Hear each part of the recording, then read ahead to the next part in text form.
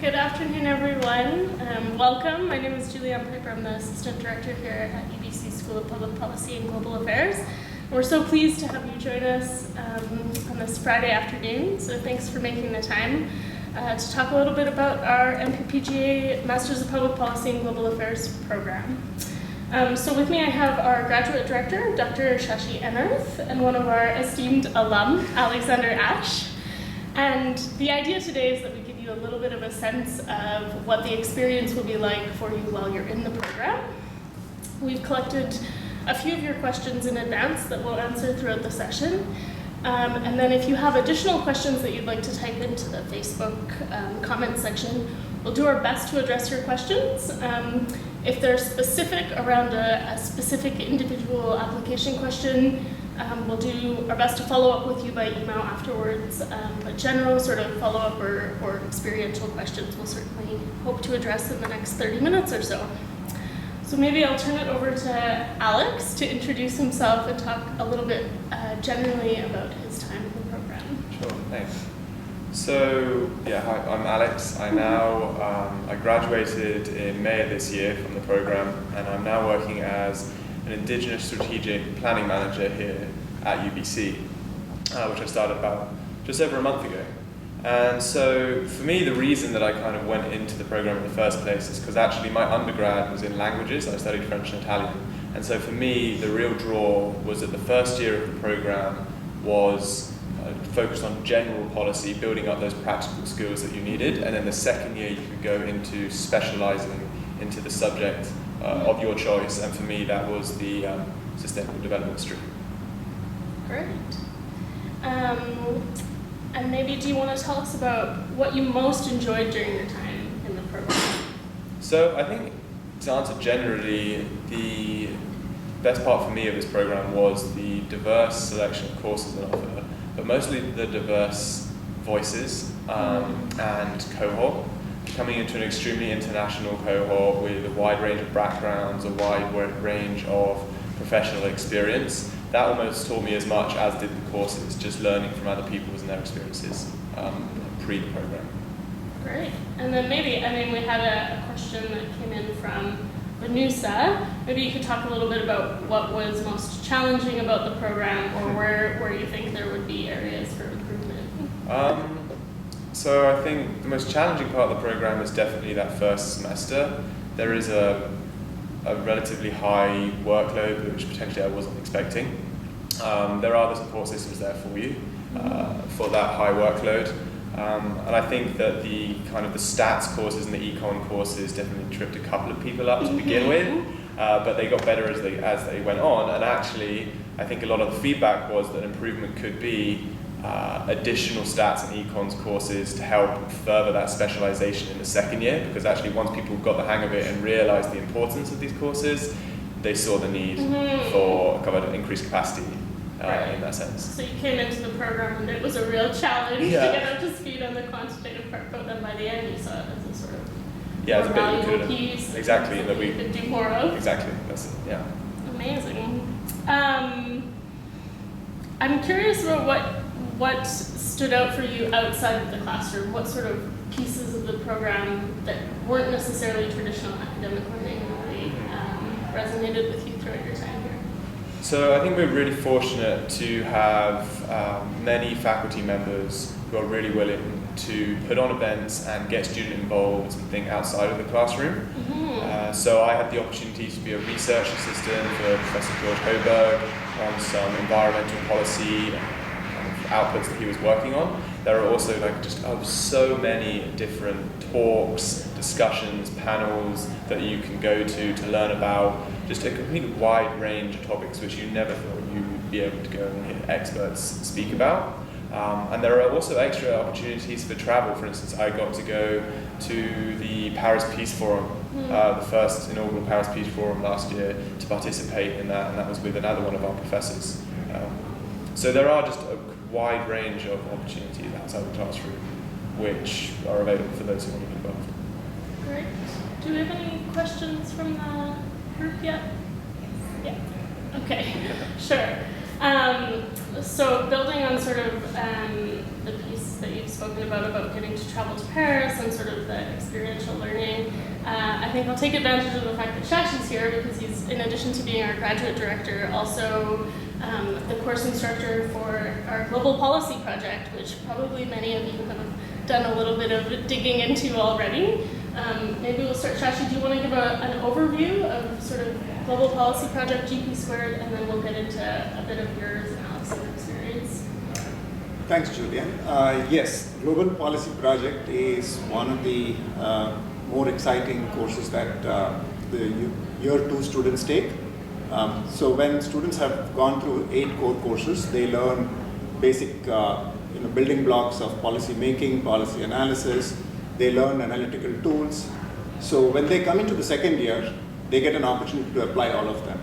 And they get an opportunity to do that with a real client, a client who is grappling with a very persistent policy problem, a problem that has been nagging them for many years, or a problem that seemed to appears as insurmountable.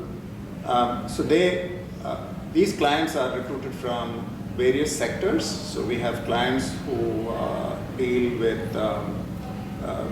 with ministries. So we have clients who are ministries themselves. So I'll give you a few examples. So in Ethiopia, we have the Ministry of Mines. They want our students to look at the regulatory framework when a country steps up their mining activity from 3% of the GDP to 13% of the GDP. So what happens when a sector grows without adequate regulatory policies? So our students worked with the ministry, recommended certain policy measures to make sure that such sudden expansion of a sector goes well, that it is sustainable, that it is equitable. Some of our clients are NGOs, so they work with the communities at the grassroots level. They face a whole different kind of policy problem, more connected to the implementation of it. So that gives our students an opportunity to appreciate policy impact at the ground level. We also have had clients who operate at a regional level. For example, I'll ask Alex to share his experience with working for the Asia Infrastructure Investment Bank. It's based out of Beijing, but they work in many Asian countries. And Alex got an opportunity to go to India and examine a project that they funded. And so that should give you a snapshot of what GP Square is all about. And I can jump in there actually on my experience. So as Shashi just mentioned, we work for the Asian Infrastructure Investment Bank, and for them we were creating a gender gap framework for them to measure the gender gaps in their infrastructure projects going forward, and how to kind of spot how these infrastructure projects are going to affect men and women differently across Asia. So it was a relatively broad kind of problem definition. We then got to go to Beijing, to bank headquarters, on our research trip, as well as to Gujarat in India, to go to a specific project on rural roads. And while we were there, we held kind of focus groups with a wide range of stakeholders, from bank officials to government officials, and then local activist groups, as well as kind of local citizens who these projects really affected. And it was just, the GP Squared project in itself has been so helpful for me in my job now, in that the skills are directly transferable from that project. It's a lot about how can we collate some really reliable secondary and primary data, then analyze that, like kind of large quantity of data, and come out with some really efficient and effective recommendations for our client, which they can then go on and implement in their day-to-day use. And I have been using the skills that I learned on that project in my job now. Yeah, obviously, as a professional graduate program, one of the key sort of aspects that distinguishes us from other MA programs is that we have this capstone global policy project instead of a research-based thesis. I wonder if you could talk a little bit, Alex, about how GP Squared differed from your expectations going into it. What sort of things did you learn from it that you weren't expecting to, and maybe how that experience was for you? And I think, so one of the general learnings which this course has been really good at teaching is that although they give you a set of practical methodological skills to attack these issues and problems, they also teach you, and this is what the GP Squared does, is that you have to be able to adapt these skills to different circumstances. Because you may have a client who has shifting demands as you go through the process, and you need to be able to work in that ever-shifting environment. You need to be using your practical skills and adapting them to different situations. And if I can as well talk about the co-op work term, which I did in the summer between the first and the second year. So I went to Ottawa and I worked for the International Development Research Centre. And again, I'd learned in the first year how to write a policy brief. I'd learned how to kind of run a research project. But going into an institution which has its own way of doing things, I realised you have to be able to adapt those to what the institution wants you to be doing. And so I think that the GP Squared, along with the co-op work term, are invaluable in teaching actually how to apply these in the real world, rather than just in a theoretical setting. Yeah, it's a really good point, and I'm so glad that you brought up the co-op program, because I think that also speaks to some of the questions that have come in. Like the Global Policy Project, we work as best we can to integrate lots of professional opportunities, professional learning and skills development throughout the program, and sort of integrate those pieces with the academic learning that you do in the program. And one of the big pieces of that is our cooperative education program. So like Alex mentioned, a 4-month full-time paid work experience in the summer between first and second year. Alex worked for the IDRC, the International Development Research Center. For those of you who don't know what that is, it's a federally funded think tank that works on fostering sort of research collaboration between the global north and the global south. We have lots of students that go to work for the federal government during those placements. Some of our students go off to the private sector, working for community development organizations. I think we had one student working in Hong Kong over the summer. So it's certainly not only a valuable tool for learning how to apply what you're learning in the classroom to the real world, but also a source of funding and financing your studies, because those positions are full-time paid work professional experience. And I think we had one question that came in around how to obtain funding and scholarship to cover the costs of the MPPGA. So co-op is one of those opportunities. We also have students, as Alex mentioned, who take on part-time research assistantships throughout the year.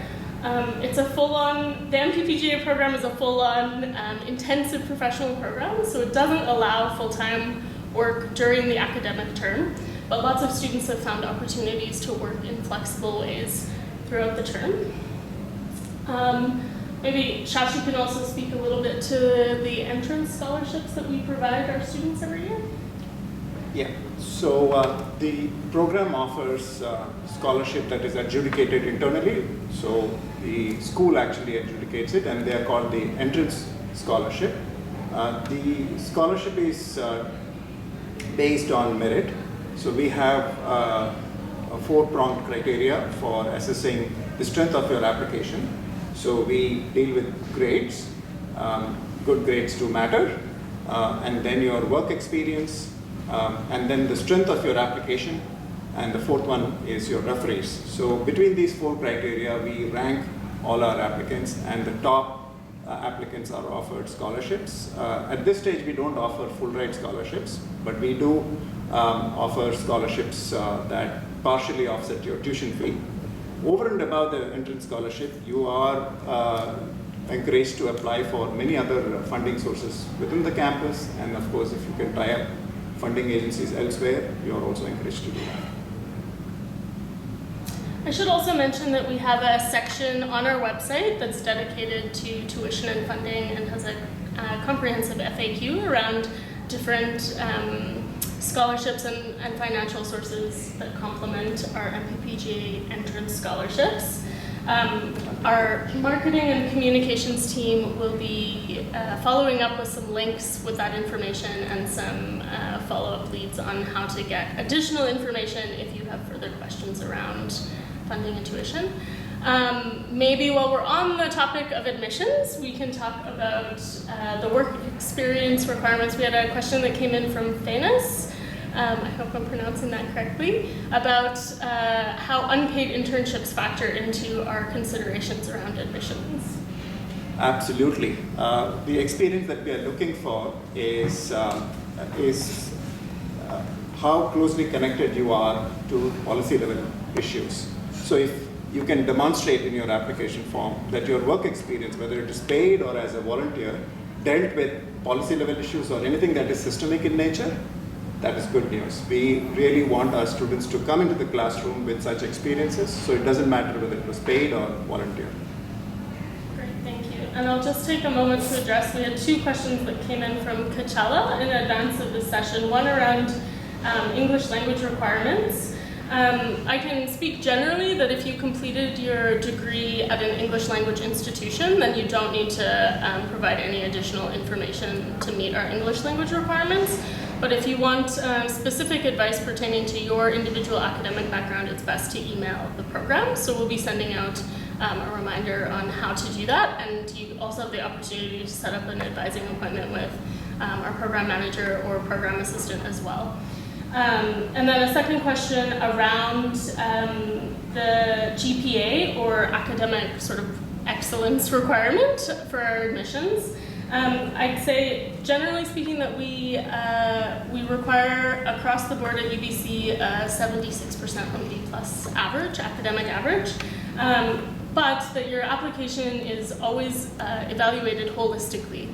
So because we are a professional program, of course, we'll weigh your professional experience, your trajectory, how you see MPPGA fitting into the vision of your career, as well as references and pieces like that. So I would say if you're concerned about not meeting one specific element of the admissions requirements, then definitely get in touch with our office and someone can give you some more specific advice.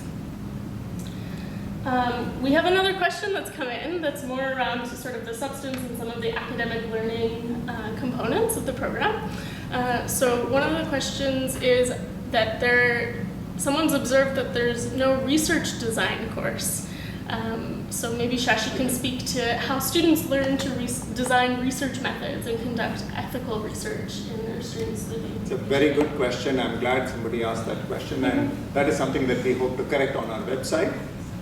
Yes, you're right, the course titles don't indicate any course that deals with research methods, but we do have a course that is actually combined with another course, which is 509 actually, just in case you have an opportunity to Google up our courses. There is a course called Communicating Policies.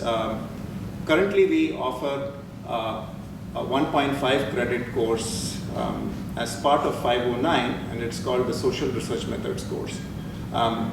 There is another course that deals with research methods, and that is the Global Policy Project. GP Square is actually a research project. It's a policy research project. And so we do cover essential methodological issues there. In some cases, students also cover statistical analysis, which is also a part of research design, and courses that talk about analytical tools. I can jump in there actually, yeah. So building off the first year, I took a second year course called Economics of Poverty, and in that course we did go into detail on the quantitative side of research methods, including randomized controlled trials and instrumental variables. So there are options, although there may not be a specific course title, there are many options within the program to pick up those methods. And there was also a mention about ethics in research. Again, a good question. It's a very important issue. When students get ready to go and do their GP Square project, they are required to clear an ethics review process, and that is a required process for all research projects that UBC is associated with. And the process of getting that approval puts the students through the theory and the concept behind ethics in research. Great, thank you. I think our next question in from Nana is whether you need a supervisor before you apply. No, because our program is a professional course-based master's program, we don't our students don't actually have specific faculty supervisors assigned to them. We do offer the opportunity for students to participate in a faculty mentorship program, as well as an industry professional mentorship program in their second year, but it's not something that you'd have to identify before coming. Maybe I can segue then into sort of what our students end up doing after graduation. Of course, one of the popular questions that we often get is where our alumni are working. Maybe I'll come back to you, Alex, to talk a little bit about what your cohort experience has been like during and after the program, but just to give you a general sort of range, because we're an interdisciplinary Masters of Public Policy and Global Affairs, we admit students from all kinds of different backgrounds, from real estate to more traditional political science to languages, the languages background that Alex came from. And our alumni reflect that diversity. So we have students who maybe follow a more traditional public policy track and work as policy analysts for the provincial or federal government here in Canada. We have alumni who work in the nonprofit or advocacy sectors, working for community organizations, both locally within Canada and abroad. And we do have some students also working in sort of a more global affairs track, whether that's through the federal government, Global Affairs Canada, or through organizations like the United Nations. So maybe I'll turn it over to Alex to provide a little bit more of a personal insight into student and alumni experience, even though you're a relatively new alumni. Yeah. So I now work at the First Nations House of Learning here at UBC, and so I am the project manager for the Indigenous Strategic Plan, which is a UBC-wide policy, basically, looking to improve Indigenous engagement at the university.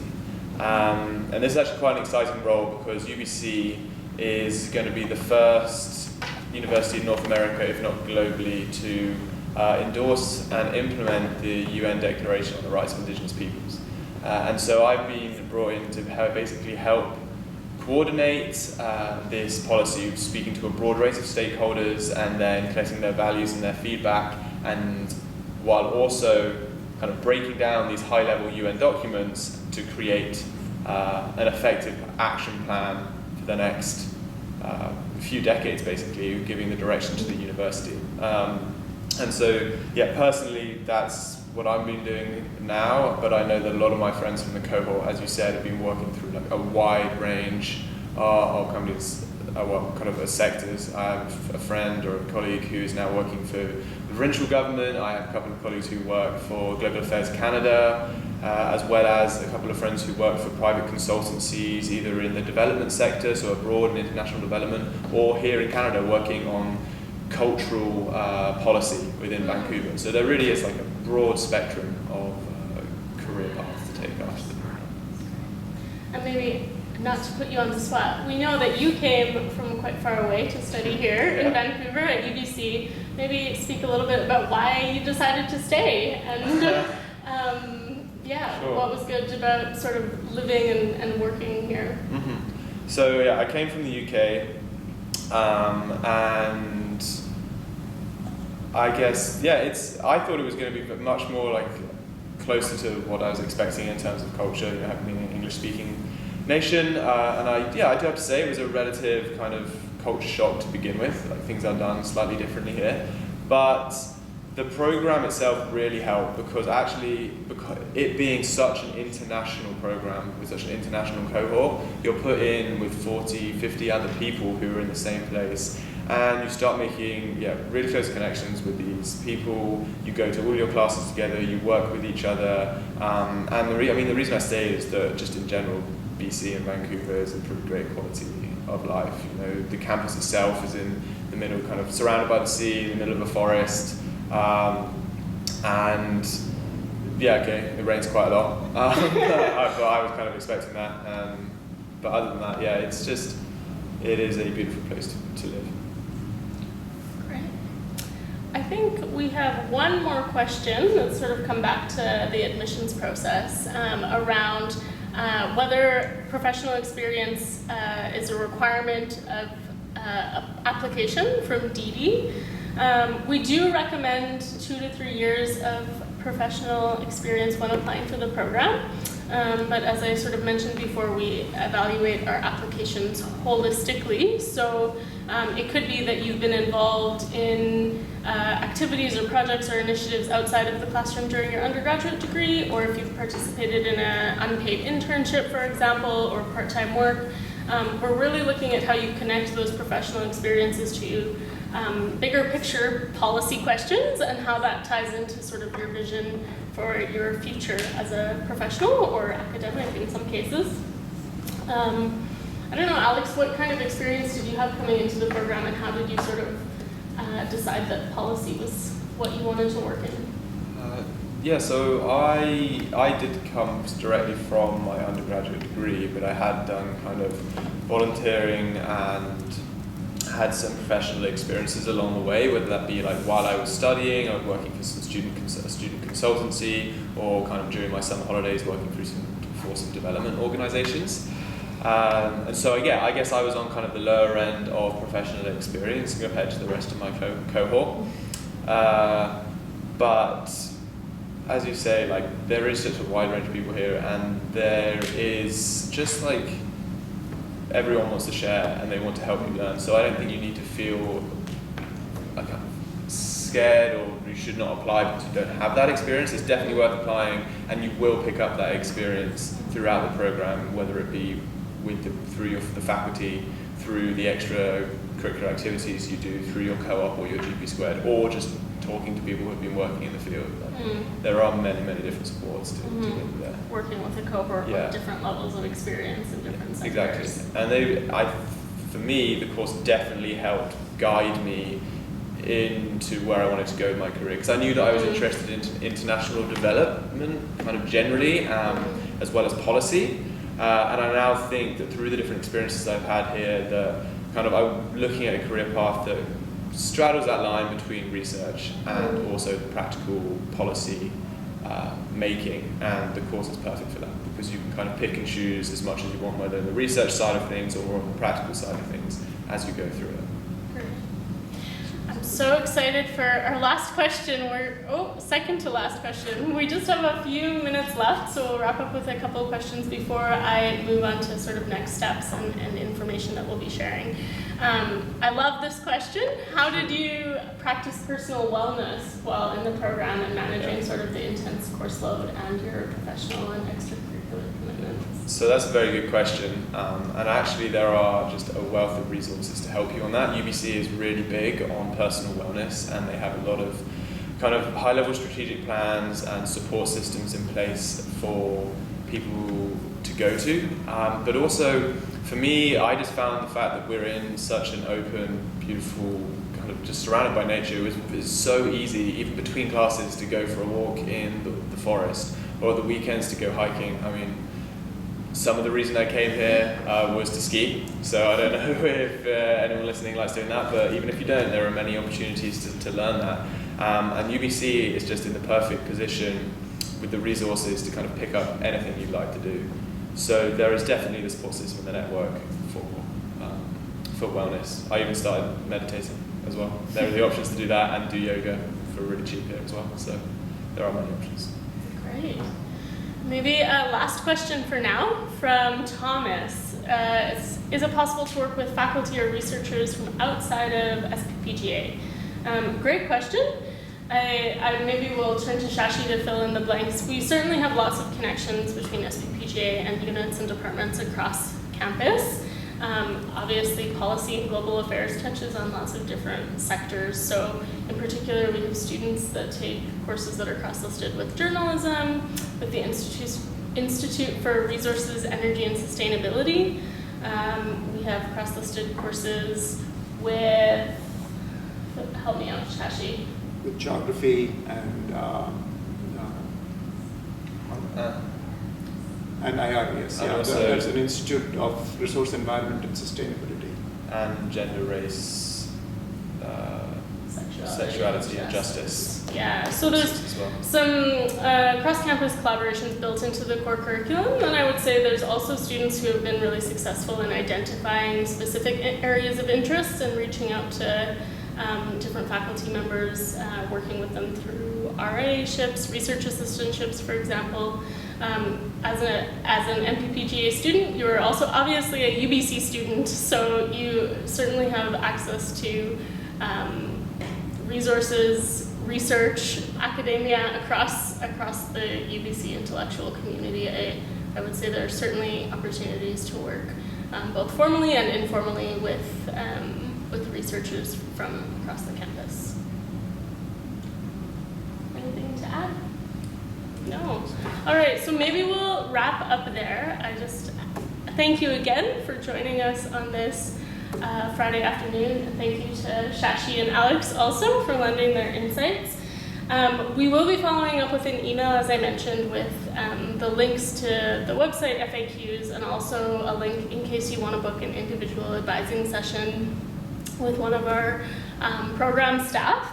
And then also I want to mention that we're having an in-person information session that will also cover some of the pieces that we've talked about here in more depth, as well as the admission process on November 25th. For those of you who are locally based, it will be held at the Asia Pacific Foundation in downtown Vancouver, but the details for that will come through the follow-up email as well. And you'll have an opportunity to network in person with some of our fabulous alumni at that event. But otherwise, we'll sign off here, and thank you so much. We're looking forward to seeing your applications.